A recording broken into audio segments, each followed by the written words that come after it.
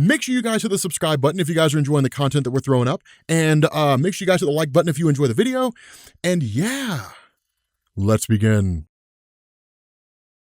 What's going on, guys? This is Rob, and most of you guys know I don't really believe in straight out trashing comics, which is just like uploading a video and then just talking about how crappy a comic book is. I think I may have done that a couple times, but for the most part, I usually just kind of write a comic off and just sort of be like, it's not really my thing, and then just kind of call it a day. But I think we can all almost universally agree that Brian Michael Bendis' handling of Superman in Action Comics was just bad. That the only story I liked was The House of L, and that was the first story, more or less because I was curious, and then it felt like it just went downhill from there. So I didn't buy it, we didn't cover it, and until Brian Michael Bendis was off of Superman, I had no intention of having anything to do with it. Here's the cool thing. It looks like DC is largely playing cleanup duty to make up for Brian Michael Bendis' Superman. And so what we get here is Superman Red and Blue, which is an anthology book. And so this contains a series of different stories that are written by different writers and drawn by different artists. Now, this first story is the one that we're going to cover here in this video. And this one doesn't really have a title, but it's written by John Ridley. And if this is any indication of the direction that DC is going to go in with Superman from here on out, I am hyped because this story is amazing, right? So what this does is initially opens up with Superman talking about the idea that like his palms are sweating and that the only time he's really perspired was at one point in the past when he basically had to save 5 billion lives by moving a planet, right? And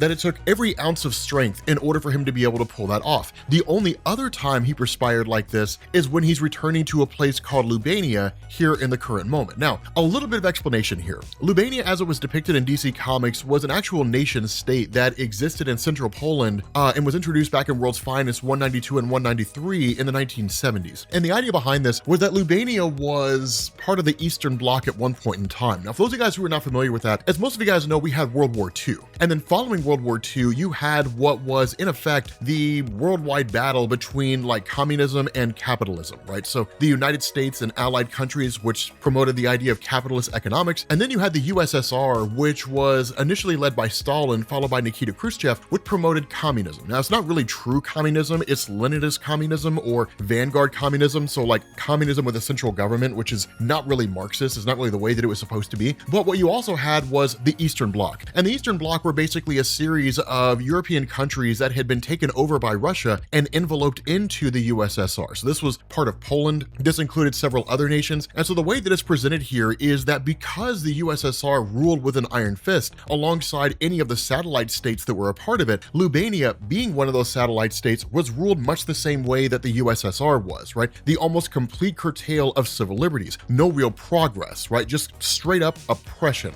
in the sense that communism was the only way to live, and those individuals who lived under this twisted version of communism ultimately ended up being oppressed by the people who were ruling them. So their technology was decades behind. They just hadn't really caught up with the modern era. And so Superman had visited this place at some point in the past, really violating international treaties in order to stop like a train crash. And so the cool thing about this is that the way this is done, it lives up to the red and blue situation. It's not designed to be Superman Red and Blue from like the 1990s where he was like the man of energy and all that garbage. Instead, Superman Red is kind of Superman as we know him, and then Superman Blue is basically Clark Kent. It's designed to kind of highlight these two almost diametrically opposing views of how Clark Kent and Superman function. And so it's one of these things where he kind of talks about like, he was Superman, right? Like he was the man of steel. Nothing could stop Superman, right? Nothing could get in the way of Superman. Who cares about international treaties? He was doing the right thing, right? He was doing what needed to be done. And so what he ends up doing, where he kind of reflects on this, is he asks the cab driver while he's on his way to this interview to make a stop. He pulls up in front of the Kalebnik re-education facility, which is something that you saw pretty frequently under Stalin and Nikita Khrushchev's regimes, which was basically those individuals who believed that communism was not the way, who believed that like the USSR and its satellite states were wrong, would literally be rounded up and taken to these concentration camps or re-education camps so they could be quote unquote educated in the right way of thinking, right? So they could be taught how they need to think in order to fall in line with society. And so the result of this is that Superman initially tried to escape, but the problem he ran into was that the government of Lubania at the time had basically found a way to emit low-grade grade Kryptonian radiation, which was not enough to kill him, but it was enough to bring his powers down. And so ultimately he was captured and then thrown into an internment camp where he remained for 8 months. Now the way this is described by Ridley is we're not really given anything graphic in terms of depiction, but the insinuation is exceedingly graphic in the sense that Superman was used as a propaganda piece, right? That the Eastern Bloc, the USSR and Lubania had basically kind of come out and said, look, we captured Superman, right? We captured the Man of Steel. Look how weak the West is, right? The West comes here with their capitalist mentalities and so on and so forth. They send their Man of Steel here to, defeat us and to take us over. And look how we've captured him, right? And that was the way the Cold War unfolded, that you saw a lot of that happening. One of the reasons why we call it the Cold War is because you never actually saw the United States and the Soviet Union go to war against one another. Instead, it was a series of proxy wars, right? So the Korean War, the United States sending soldiers into China, the Soviet-Afghan War, the Vietnam War, the Cuban Missile Crisis. This is the kind of situation that we're talking about. It was basically just a series of smaller conflicts where it was capitalism versus communism in this country and in that country and in that country, and that was basically it. But a lot of it was also propaganda. And so any opportunity the Eastern Bloc had to show the West as being weak is one that they took. And so what Ridley insinuates here is that there was some bodily violations that happened at the direction of Koslov, the guy who was basically running this entire camp, who essentially instructed other soldiers to do these exceedingly heinous things to Superman. I will let your imagination kind of run wild on what happened. Again, we're not explicitly told anything, but that's really the insinuation that we get. And here's the important thing behind this, right? For any man out there worth his salt, this is the most grave offense that a person can possibly inflict on a man, right? That while there is this mentality that like men need to, emit emotions and all that kind of stuff, that's a ridiculous philosophy, and any man who believes it is ridiculous for believing it. But but there is a measure of pride among men in the sense that if you're subjected to, what amounts to torture in such a way that it crushes you, right? It takes away everything that makes you feel like a man. And it's a way for Ridley to kind of depict Superman in a way that we've never seen him before. We've seen Superman come close to death. We've seen Superman lose his powers. We've seen him mutated. We've never seen Superman humiliated and violated in such a way in an internment camp in the Eastern Bloc by some pretty screwed up guys. We've never really seen that before. And while it's not something that is just kind of like, yeah, man, they tortured Superman, it is certainly a thing where it changes the way you see him, because Superman's stories are best told when there's a way to kind of bring him down to humanity's level and make it look like he's really not that different from us. That's where the best stories come in. If you go and you read Peter Tomasi's Superman, or you go and you read Dan Jurgens' Action Comics, you get that, right? You get these stories where like Superman's talking to his son, Johnathon, and teaching him what it means to be a hero, and feels so human when he does it. That's where the best Superman stories come from. And so after experiencing that, he actually ends up going back, getting back in the cab and then heading to the interview, only for us to find out that Koslov is the person that he's actually interviewing. And the way this worked is that with the fall of the Eastern Bloc and the fall of the Soviet Union, that most of these countries out there were just kind of left to their own devices to succeed. To a degree, there was a lot of capitalism that was thrown into these places. So to give you guys a little bit of perspective here, when the Soviet Union fell, right, and essentially the world had kind of come to this understanding that vanguard communism, as it was practiced by the USSR and as it's practiced by China and a few other places, seemingly doesn't work. Now, China's managed to kind of find a way to blend their communist economics with like capitalist economics and create a kind of hybrid there. But the important thing here is that that it was established that like the capitalist nations, quote unquote,